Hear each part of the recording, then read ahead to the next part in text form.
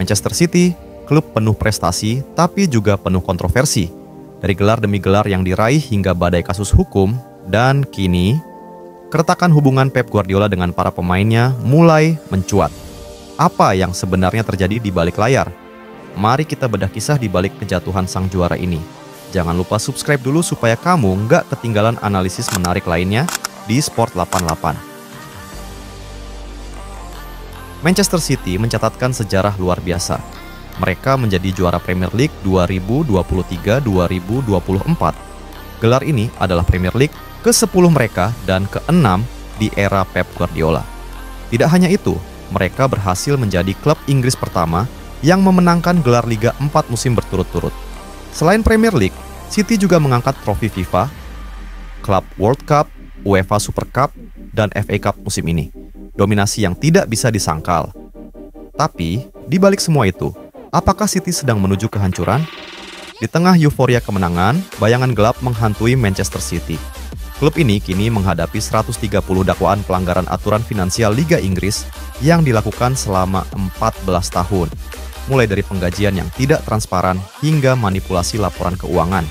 Jika terbukti bersalah, City bisa menghadapi hukuman berat, mulai dari pengurangan poin hingga degradasi.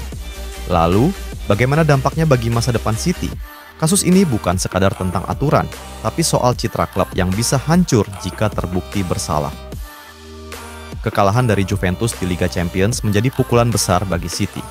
Ilkay Gundogan, mantan kapten yang sangat dihormati, secara blak-blakan mengkritik strategi tim, menyebut mereka terlalu rumit dan ceroboh. Pep Guardiola tentu saja tidak tinggal diam. Kami terlalu sering kehilangan bola, terlalu rumit dan tidak bermain sederhana, kata Gundogan. Kritik ini jelas mengarah pada taktik Pep.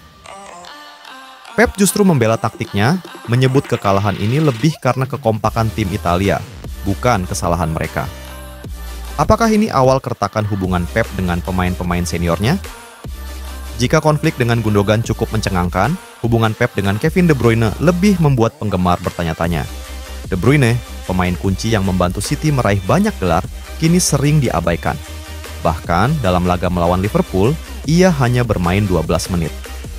Gary Lineker dan Micah Richards menyebut ada sesuatu yang salah di antara mereka. Apakah ini soal taktik atau ada masalah pribadi? Yang pasti, performa buruk City belakangan ini tidak bisa dilepaskan dari absennya De Bruyne. Jadi, apa yang sebenarnya terjadi di Manchester City? Dari gelar demi gelar hingga badai konflik internal, klub ini sedang menghadapi salah satu tantangan terbesarnya. Apakah mereka bisa bangkit, atau justru ini awal kehancuran dominasi mereka? Jangan lupa klik like, subscribe, dan nyalakan lonceng notifikasi supaya kamu terus update dengan berita sepak bola terkini. Tulis pendapatmu di kolom komentar.